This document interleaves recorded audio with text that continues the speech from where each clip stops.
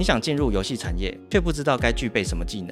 当毕业对于选择工作一脸茫然，还是你正在考虑转职，却不知道怎么下手？大家好，我是技术人 Ron。本系列影片将以我自身与身边朋友的经历，分享如何挑选一份适合自己的游戏相关工作。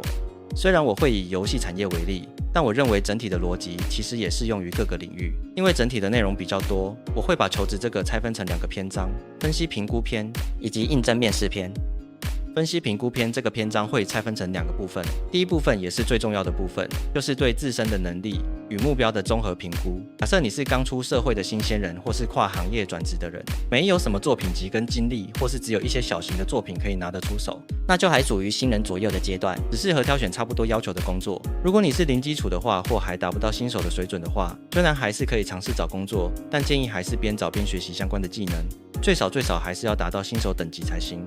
另外说明一个很重要的一点，这也是学生刚毕业最常有的错误认知。反正进到公司，公司会负责教我，就等着别人主动来教你。最好不要有这种想法，公司不是学校，主管与前辈不是你的老师，也没义务随时嘘寒问暖，手把手教你。通常前1-2个月会有适应期，可能会安排人协助你了解工作流程，但最终还是需要你主动学习，理解工作内容。有问题要自己问，自己想办法尝试解决。尤其如果你应征的是正职职位，那代表你来是为了解决问题，而不是成为新的问题。接着就是对于工作有没有明确的目标，比如想做某些类型的游戏 FPS 动作类、手机游戏，或是小黄油或博弈游戏等等的，都是个人可以设定的目标。但一般来讲，大多数人都是单纯想找份工作而已，这并没有错，也是比较常见的选项。但后面会提到案例，如果工作只是得过且过的心态的话，最终承担结果的还是个人，所以还是会建议找到自己的目标会比较好。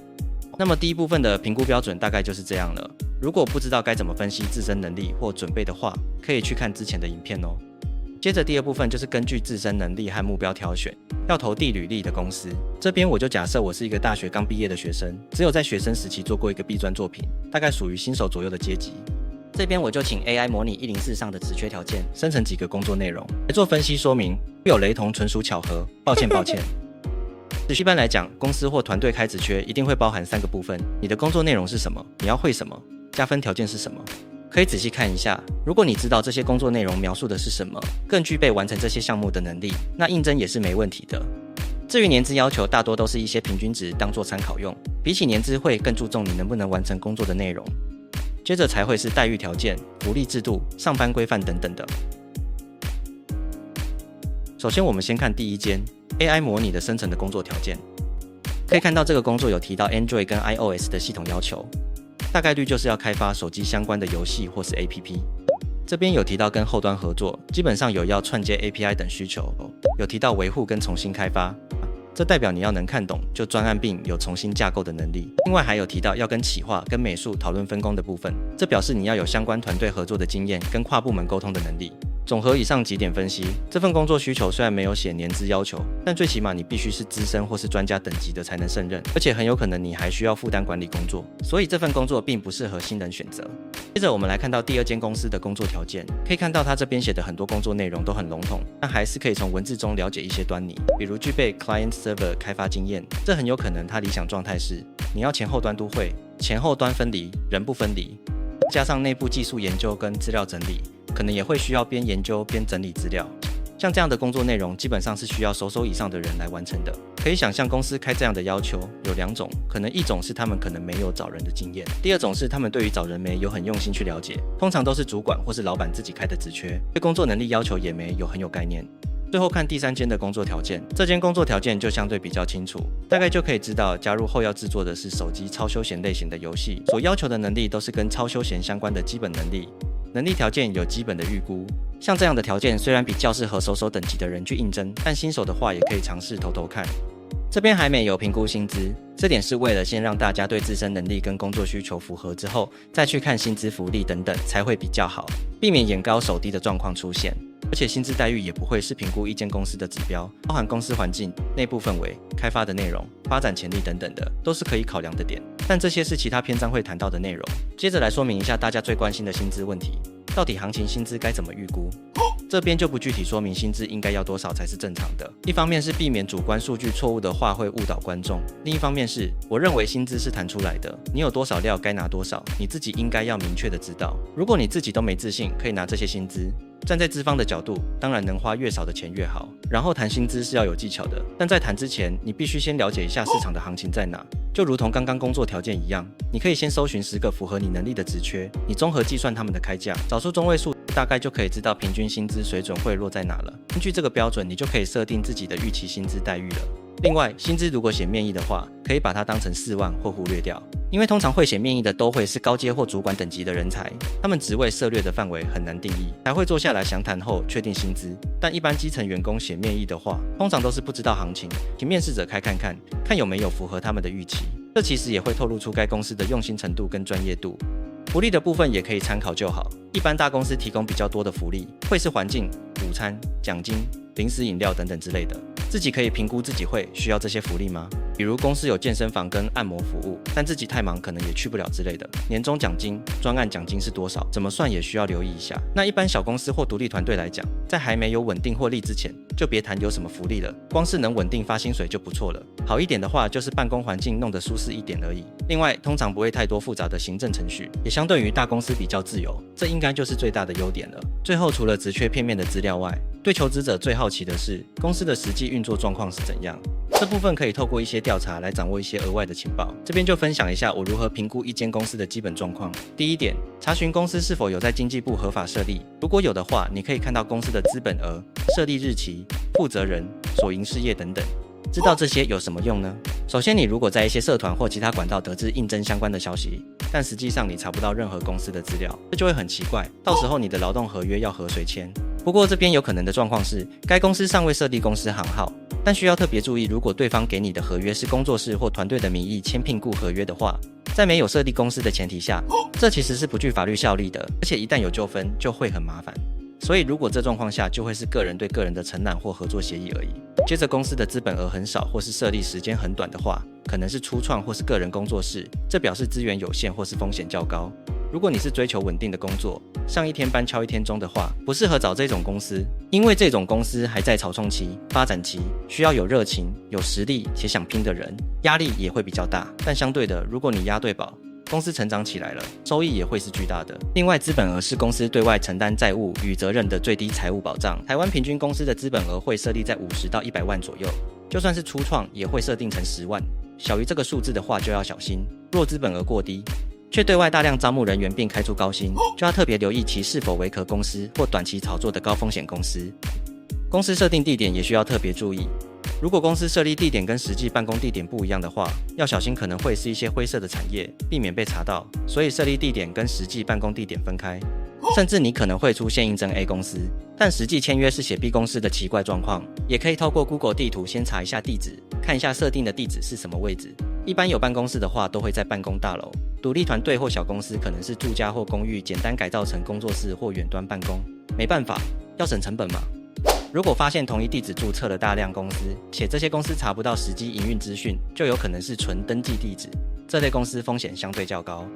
另外，如果公司频繁变动负责人的话，则表示可能公司营运状况不稳，或是可能在规避某些责任。这2点周遭的朋友就有过实际的经验，刚好他们遇到的都是做有问题的博弈产业。其中一个遇到的状况是，公司连夜跑路，电脑设备全部都不要了。隔天到公司发现没人开门，从早上等到中午，才发现公司落跑了。然后他很边缘，没被通知到，傻傻等了1个上午。另一个遇到的状况是，公司要查到有问题，连夜通知所有员工放假，并且给一笔钱让他们去旅游，要求1-2个月内先不要有联络。最后他们爽爽度假了1-2个月，最后风头过了，公司换个地址继续开业赚钱。接着，如果公司营业登记项目跟实际做的事情不同，也需要特别留意。比如营业登记是零售业，但实际却在找工程师，这点就不太合理。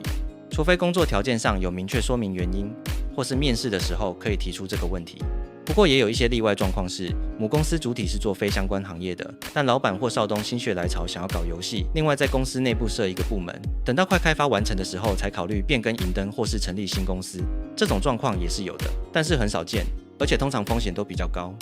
第2点，有没有业界的情报可以打听？一般可能是毕业的学长姐、以前工作的同事或前辈。就可以推敲出一些实际的状况。但一般来讲，你要跟对方够熟，才会私底下偷偷说，不会放到台面上讲，所以平时就要跟别人打好关系。不过，现在已经有很多网站，比如 PTT、求职天眼通、面试趣、心情平台之类的匿名评价的平台，多少也可以当作是资讯的来源。毕竟公司好不一定会说，但公司坏肯定会说。不过还是要谨慎评估每则评价是否是客观真实的，有些可能是工作受到一点委屈，就上去留差评的也不一定。第三点，这间公司有没有过去的作品，近1-2年有没有公开发布过产品的消息。如果公司成立好几年都没有公开过作品，有可能是开发过程遇到瓶颈，又或者是产品是不能公开的类型，比如灰色的博弈类游戏。如果你有想要参与开发特定类型的作品的话，可以看看该公司目前正在研发或是过往研发的项目是什么。以上经过各种评估后，我想各位应该已经大致上了解该注意跟该分析的内容了。最后总结一下大方向。大公司的好处就是稳定，有额外的员工福利，对新手的接受度较高。相对的稳定就意味着限制比较多。如果你是新人或是追求稳定的薪资的话，可以考虑加入大公司，培养基础能力。但必须注意的是，如果你只是得过且过的工作，没有继续成长学习的话，虽然可能1-2年内不会有什么问题，随着公司发展或改组，你很有可能就会是被汰换掉的那个人选。尤其是随着年资提高，但能力并不匹配的话，后续求职也很有可能会被认定履历灌水或是低 CP 值人才。接着，如果你个人有点实力，或是有想参与制作的游戏，或是追求比较自由的工作模式的话，可以考虑寻找小公司或独立团队。但要注意的就是，小公司虽然比较自由，但对能力跟自主性都有很高的要求，工作压力也会比一般大公司更大。相对的，对自身能力成长也有很大的帮助的。这边想补充一个我身边的真实案例。我有一位朋友，当初和我同时进入一间外商公司，可能是凭着外语能力或面试技巧顺利取得正职，可惜实际工作上的表现并不理想，几乎没有什么产出。然后来因为外商母公司出问题，决定撤掉台湾分公司，我们也相继离职。因为外商工作的经历，我很快找到了一份资深工程师的工作。我这位朋友也是很快找到下一份工作，却因为曾在外商享受过高薪与优渥福利，找工作时首先关注的都是公司是否提供不错的待遇，例如有免费零食、年终奖金、员工旅游等等。所以即便找到工作，他也因为待遇问题而很快的离职。最初的几年还可以凭借着外商的经历找到一些工作，但公司越换越烂。到后来，尽管他投了一些条件不错的职缺，但几乎都石沉大海，连履历都没有被回应。在后来的几年，他辗转带过几间公司，几乎都撑不到1年，有的甚至连试用期都没过。那最后为什么会变成这样呢？